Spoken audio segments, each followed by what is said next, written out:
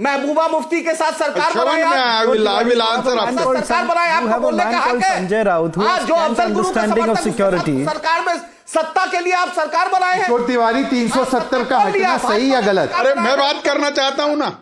अरे एमआईएम का तो कोई रोल ही नहीं है मान्यवर, आपका तो नोटा से भी कम वोट आता है, छोड़ दीजिए आप। उद्धव सेना से मेरा सवाल है 370 हटना सही या गलत? नहीं है कि कल कांग्रेस की दलाली करते थे, आज 370 के जो बोलते हैं 70 के समाप्त करने में हम तुम्हारे साथ थे बोलिए और साथ रहेंगे कांग्रेस। लेकिन मैं कह रहा हूं शहजाद, मैं एक बात पूछना चाहता हूं आपको कि जो आपने दावे किए थे कि आतंकवाद समाप्त हो गया और वहां पे अमन और शांति है, पुंछ की घटना के बाद वो कांग्रेस गलत दिखती है। मैं जनरल कुलकर्णी जी का बहुत सम्मान करता हूं, लेकिन मैं पूछता हूं 370 का समाप्त करने के बाद भी हम अमन और शांति नहीं ला पाए। ये बात आपको कबूल करना पड़ेगा। आतंकवाद सर उठा रहा है, इस पर आपको बोलना पड़ेगा ना। किशोर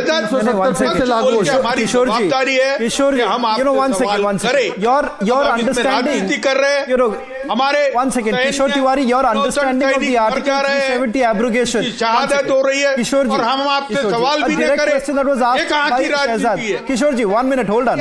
किशोर तिवारी बोलिए। किशोर तिवारी, आदिल मैं आपके पास वापस आऊंगा। 1 minute Adil.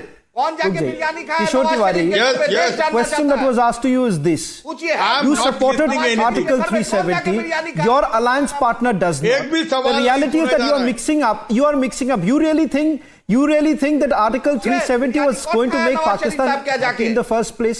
The reason why Pakistan has changed its tactics all the way from the Kashmir Valley to Poonch Rajouri sector is also a clear reflection of what's really happening in the valley. The valley has become far more difficult. You do not have the separatist trends remaining anymore. You do not have the OGWs really working to that extent. So obviously it makes it even more difficult for them. So what's the next best option? Move to Poonch and Rajouri.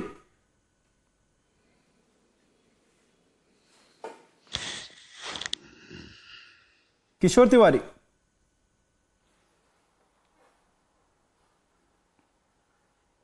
हाँ, मुझे कुछ आपका सवाल भी सुना नहीं आया और एआईएम के जो प्रवक्ता है वो तो बेचारे बीजेपी की बी टीम है, लेकिन यहाँ वो ऐसा बता रहे हैं कि हमको शहीदों से कोई लेना देना नहीं। ऐसा नहीं है, यहाँ राजनीति तो बिल्कुल नहीं है। मैं कह रहा हूँ कि देश की सुरक्षा और शांति जिसके दावे जम्मू कश्मीर के लिए बीजेपी करती है, वास्तविकता ऐसी नहीं है। हाँ, पुंछ की घटना के बाद कुलकर्णी साहब आपको कबूल करना पड़ेगा कि 2003 के बाद इतना बड़ा वाकया हुआ है और अभी 5वां दिन है, इंसिडेंट चल ही रहा है, गोलीबारी हो ही रही है और आतंकवादी फिर से सक्रिय है। ये देश के लिए चिंता का विषय है और विपक्ष बोल के हमको सवाल उठाने के पूरे अधिकार है, क्योंकि बीजेपी नाकाम हो रही है। अकाउंटेबिलिटी फिक्स होनी चाहिए।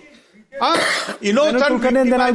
रहा है। आदिल मैं आपके पास वापस आऊंगा, एक बार जनरल कुलकर्णी का जवाब तो सुन लेते हैं। लेनी चाहिए। Okay, Kishore Tiwari, let me get that from the veteran himself. General Kulkarni, just a quick response, and then I'll go to Shyam Prasad Mekka also. You've heard, as I predicted, this is going to come back to you again and again.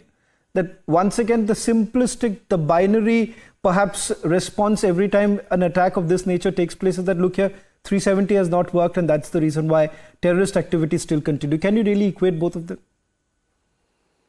No, see, Article 370 abrogation has led to peace in the valley. There is no denying the fact.